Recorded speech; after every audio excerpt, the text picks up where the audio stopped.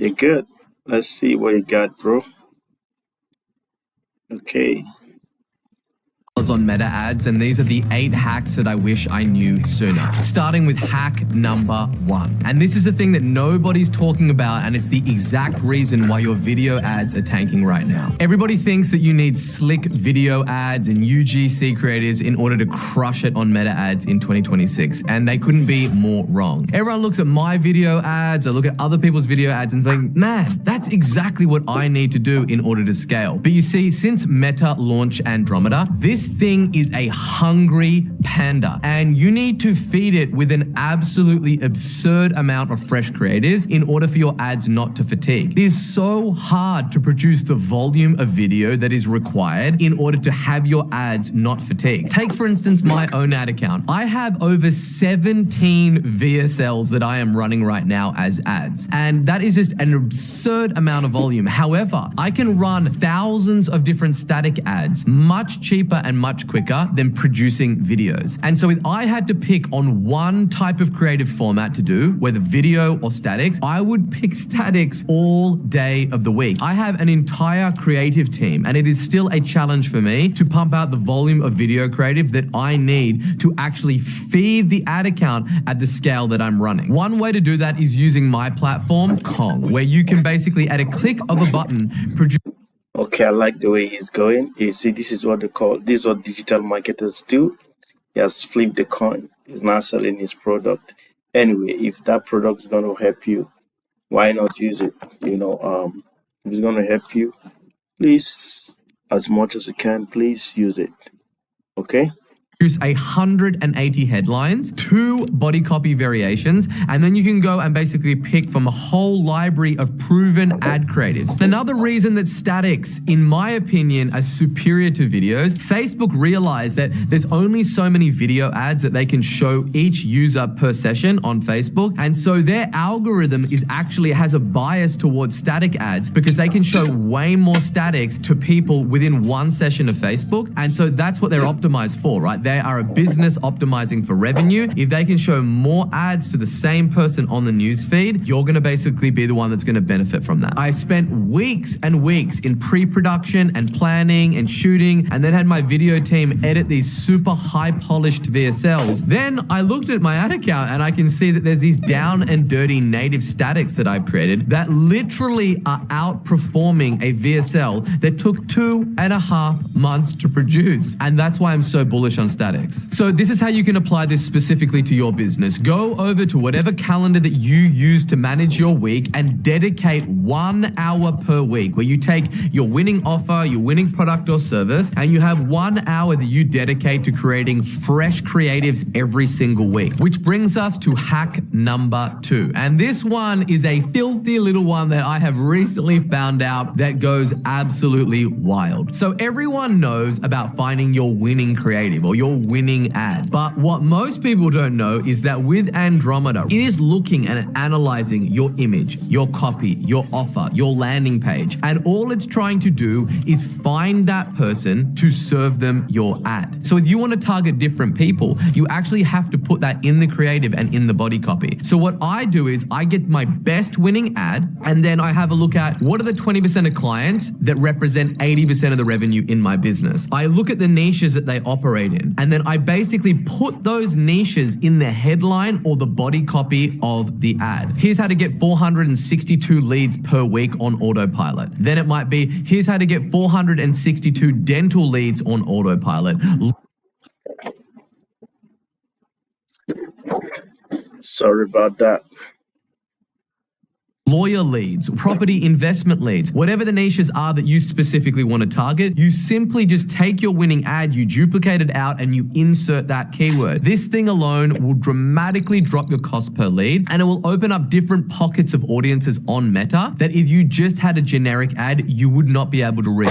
It's not some magic word, it is a category word that is what we call an identity trigger, and it also feeds the algorithm to know who it should be going out there and looking for. But the number one thing thing that you must understand when it comes to meta ads is that you are not selling your product, you are not selling your service. All we're trying to do is funnel as many of the people that it would be applicable to whatever it is that we're selling and bringing as many of them as we can to our landing pages. So this is what I want you to do right now. As soon as you finish watching this video, I want you to go over to your ads manager and I want you to find your winning ad. Then I want you to duplicate that ad out and just add either a demographic to that ad or add a specific keyword for the industry that it is that you want to target. Then you launch those bad boys, go in, look at your CTR. You'll see that performance is dramatically better, and that is hack number 2, the 1 keyword hack. Alrighty, so that's playing the game on like beginner mode. Now let me show you how to really scale this thing up and absolutely rinse your meta ad account, which brings us to hack number 3. So here's what most people do. They find their winning ad. They turn off all the other ads in the ad set that aren't performing as good as the winner. And then they're like, let me just ride this one all the way home. And then they start scaling their ad and then it fatigues and it dies. And they've rested all of their performance on this one winner. This is amateur hour. This is the last thing that you want to do. Instead, once you find that winning ad, take that ad and we want to pump it into AI, either Claude, Kong, ChatGPT, whoever it is that you want to use to do it, just do it. Then what we're going to do is we're going to spit out hundreds of different variations. And the way that I like to do this is I give it my winning ad and then I say, okay, I want you to read this ad and I want you to be the author. If we show the next ad, I'm going to ask you to write to 100 people. Not 1 in 100 would be able to tell you that this is written by a different person. That is the premise, and now we get to cook. Then we start to prompt it and say, okay, now write this for 25-year-old women, write it for a 30-year-old woman. Now, when you read it, it should pretty much read exactly the same, but there should be certain things on there that relate to that person that it is that we're trying to target. The best way to do this is to 1, start with your body copy, 2, apply that same strategy to your headlines, and then move forward to your creative. And then typically you take all of those winning ad creatives, you chuck them in a CBO, you let Facebook's AI do its thing, and it's gonna basically pivot the spend towards the creatives that are getting the best results in your campaign. Now, this hasn't always been perfect. Oftentimes you would do it and then there'd be a whole bunch of ads in that campaign that wouldn't spend. I take all of those ads that get no spend, but I have high conviction around,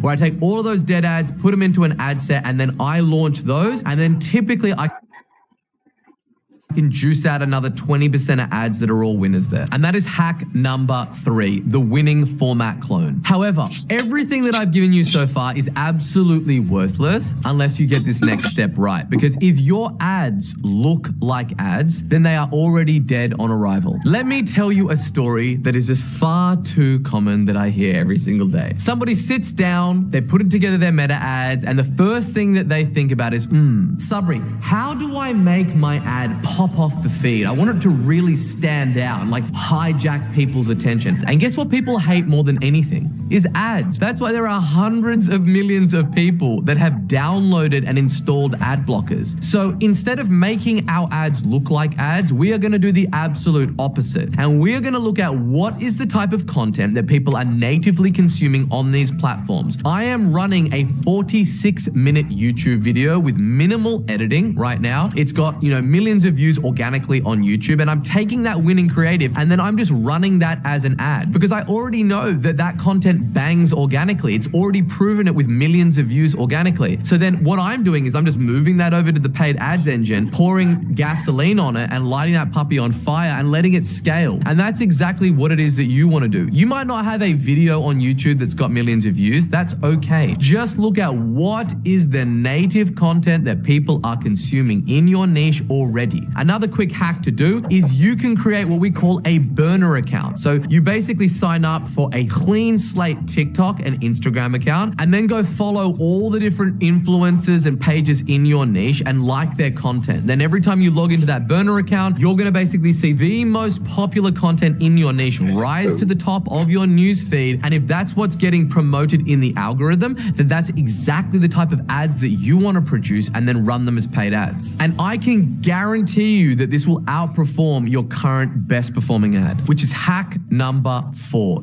Don't make your ads look like ads. All right, so now I'm gonna show you how to target buyers that your competitors don't even know exist. So when it comes to meta ads, people usually approach it in one of two ways. The first way, The beautiful thing is that I'm learning a lot. When you said don't make your ad look like ad, that means we have work to do, guys.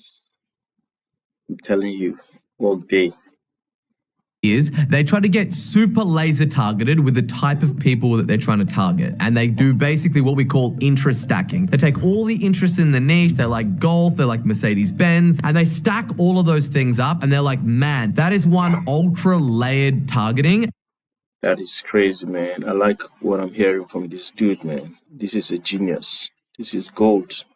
And I'm going to find only the best buyers. Then you have the second school where these guys are just like, pick a country, go YOLO and target them. But this is where most people get it wrong. They don't understand that the more context that it is that you give Meta, the better that they can actually go out and find those people, because the creative is the targeting now. But most people, they run short form copy. It's a very basic ad. Therefore, the context window that Meta has is very, very small. So instead, what I like to do is I like to basically have very long form copy that literally gives the algorithm so much data of exactly who it is that I'm trying to target so that they can go out and find those people. Because if they have a limited context window for your ads, then the amount of people that they can target for that creative is also going to be limited. So stop trying to outsmart the targeting. And the most highest paid engineers that have one incentive, which is to get your ad in front of the right people so you keep on feeding it Zuck bucks. You're not going to beat these guys. So let the algorithm do all the heavy lifting and spend all your time and energy on producing creative. However, don't believe me. What I want you to do right now is to go into your ad account to find your best winning creative that you're probably got a bunch of interest stacking on there, and duplicate that ad and put no targeting. So just pick Australia, just pick America, just pick the UK, for instance, and let that puppy cook. Let both of those ads run side by side, your interest stacking versus your broad, and then in 7 days time, go and have a look at your CPAs and you will be shocked. And that is hack number 5. Broad targeting with super specific creative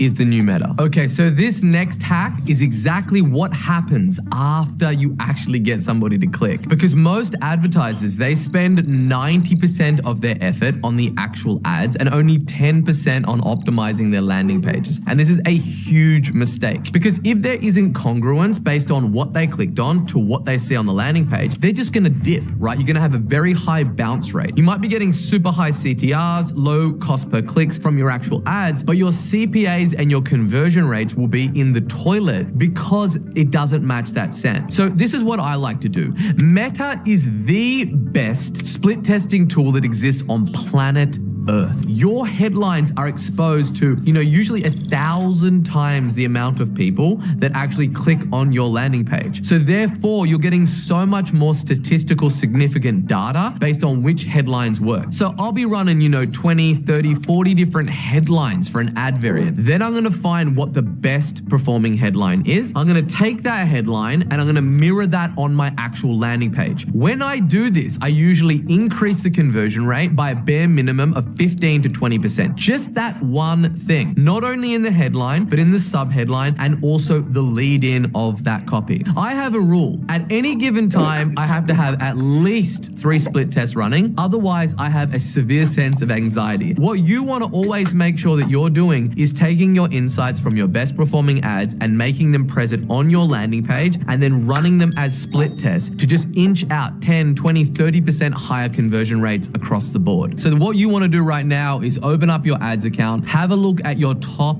3 performing ads and look at the headline of the ad and the headline of that page side by side. And if it doesn't match, if they aren't congruent, fix it within 24 hours, look at your conversion rates and thank daddy. And that is hack number 6. Match your ad to your landing page. Okay, so now let's talk about how to turn every $1 that you spend on ads into $3 or $5. Think about it this way, right? You've run an ad, you sent people to a landing page and they haven't bought. And then what you're doing is you're like, like, you should just buy. Like, I'm just going to serve that people with more ads. There is a reason why that person didn't buy. So you want to think about, what are the reasons that people don't buy? The number one reason why people didn't buy is that offer wasn't right for them. Their product wasn't right. That service wasn't right. So what I like to do is, if I've got multiple products or service, I like to retarget that audience with different offers. And you will be shocked at how good this works. Somebody might be coming in for one thing. You'll be like, hey, they're only in the market for protein powder because that's what they click on. You might be at like a 2 or a 3 ROAS for your protein powder. Then you start retargeting the people that didn't buy on that page with creatine, and you'll see maybe you're at a 6 ROAS. I know it doesn't really make sense, but just trust me and thank me later. All right, it's time for the deep source. So this is what a retargeting campaign looks for our clients. Exactly what we want to be doing is we're going to have our top of funnel ad. We're going to be sending them through to a landing page. Then in an ideal world, they are running one of my kinds of funnel, right? A high value content offer. And the reason that we do this is for multiple reasons, but the most important one is because we get so much intel from the market, because we outbound call every person that downloads one of our free reports. We get them on the phone and we find out all their pains and fears, hopes and dreams. Why didn't they book a phone call in us? Why they didn't buy? We take all those things, and the first ad that we like to put together is an objection handling ad. We take all the reasons that they didn't book in a phone call, then we need to address that. Then in addition to that, we're going to take proof testimonial ads. We're going to run them as carousel ads where we retarget those audiences and basically show them more proof that all the claims that we've been making in our ads actually deliver. Then we're going to have a third component. The third component is where we take up other subsequent offers, services, products that we could sell them, and we're going to put them all into a CBO of our best performing ads for all of those products, and we're going to retarget them as well also to those audiences. You do that, you will be printing some piece of value. Do that now and enjoy the upside. And that is hack number 7, retarget with a different offer. Alrighty, so this last hack, this is a thing that separates people that run ads versus people that run.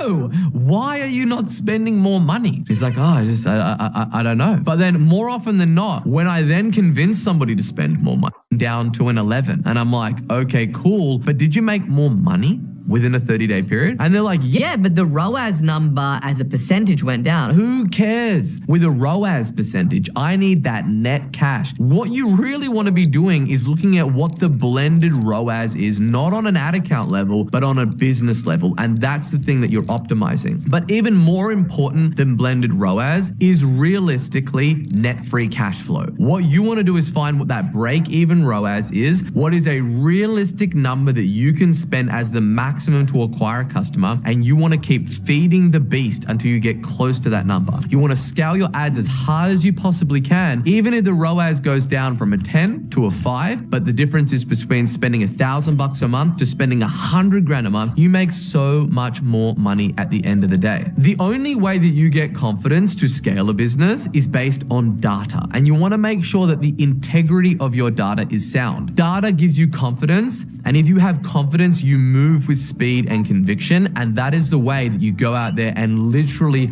wipe the floor with the competitors and take the market. Another very tactical thing that you can apply is block out 3 hours a month in your calendar to just look at your numbers. Looking at the numbers, feeling them, smelling them, actually knowing them. Not what your data analyst says, not what your media buyer says, you physically going in and verifying the data yourself. The level of confidence that gives you, it is very, very rare that there is another activity that you can do inside your business that's going to be more impactful than this. And that's hack number 8. Track the metric that actually matters. And these are the 8 hacks that I wish I knew sooner. Now you might be thinking, like, Sabri, why do you make all of these videos? Like, you already got this big business, you're a multi-millionaire, all of this stuff. Like, I grew up in a single parent household and money was always a problem. And I always said to myself, if I get to a place where I have the means and the money, I want to be in a place where I... Okay, guys, we've seen the 8 hacks. You did a good job. The difference is in the doing. Let's take action. Action speaks louder than words. So let's take action. And I wish you guys luck. See you at the top, everyone.